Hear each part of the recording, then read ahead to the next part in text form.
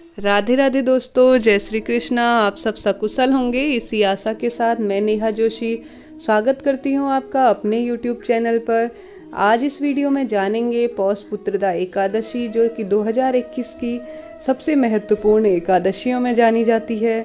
इस वीडियो से पहले मैंने पौष पुत्रदा एकादशी की संपूर्ण जानकारी की वीडियो दी है, आप उसे डिस्क्रिप्शन बॉक्स में देख सकते हैं। वीडियो अच्छा लगे तो चैनल को लाइक, शेयर और सब्सक्राइब करना ना भूलें।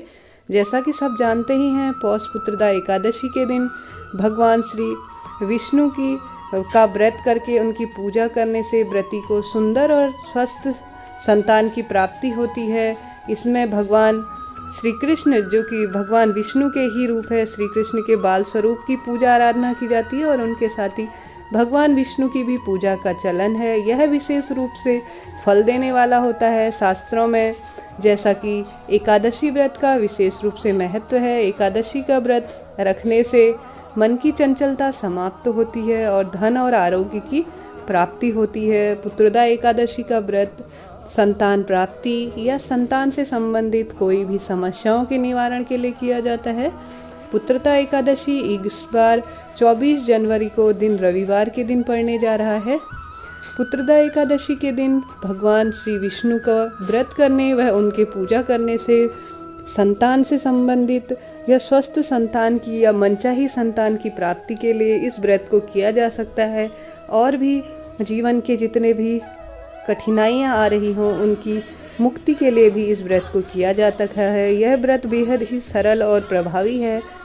आइए जानते हैं इसकी व्रत कथा। कहा जाता है कि जो भी व्रत नहीं भी करते हों, मात्र इसकी कथा श्रवण से भी जीवन की समस्त समस्याओं से मुक्ति पाई जा सकती है। यह व्रत कथा है। इस व्रत कथा की शुरुआत महिजीत नामक राजा से हुई, जो कि पुत्र न होने की वजह से बेहद परेशान रहता था। महिजीत अपनी प्रजा से बेहद प्यार करता था।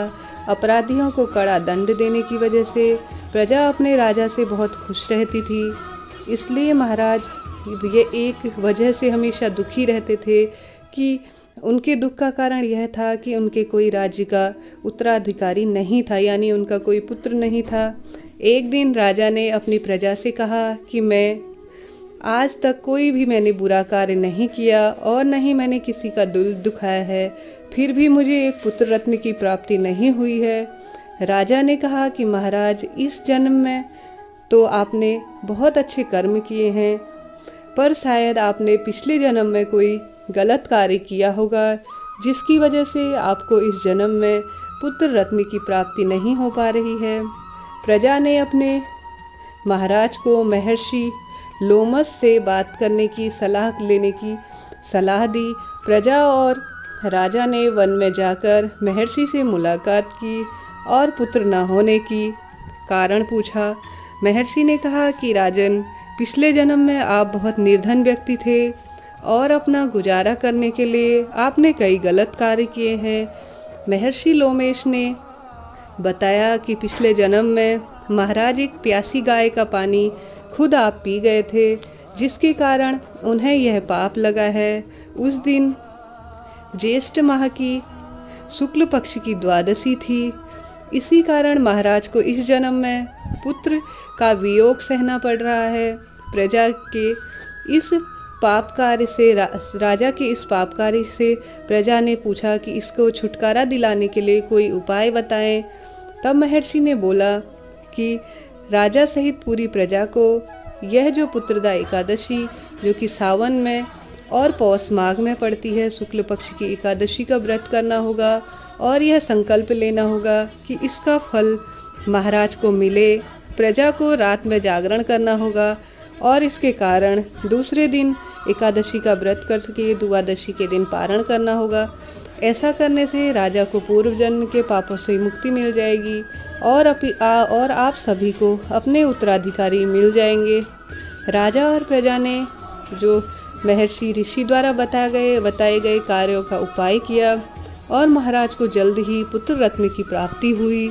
इसके बाद से ही संतान प्राप्ति के लिए पौष पुत्रदा एकादशी का व्रत किया जाता है।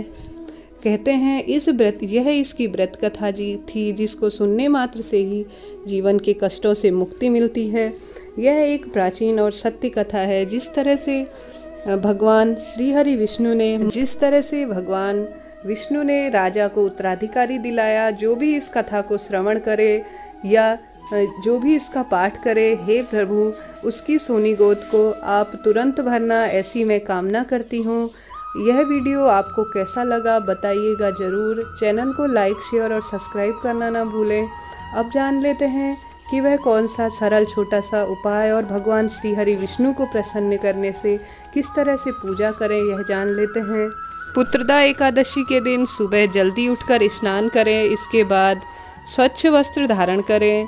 भगवान विष्णु और इनके ही स्वरूप श्री कृष्ण लड्डू गोपाल को पवित्र जल से स्नान कराएं। फिर भगवान विष्णु को पुष्प चढ़ाएं। जहाँ तक संभव हो सके पीली वस्तुओं का चयन करें और उनके सामने घी का दीपक अवश्य जलाएं।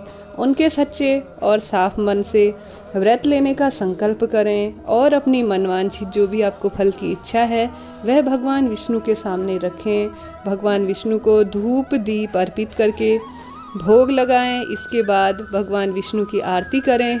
पूरे दिन साफ स्वच्छ मन से ओम नमो भगवते वासुदेवाय इन मंत्रों का जाप करते रहें। अच्छे से विचार मन में लाएं और पूरे दिन भगवान विष्णु को याद करते हुए दिन निकालें।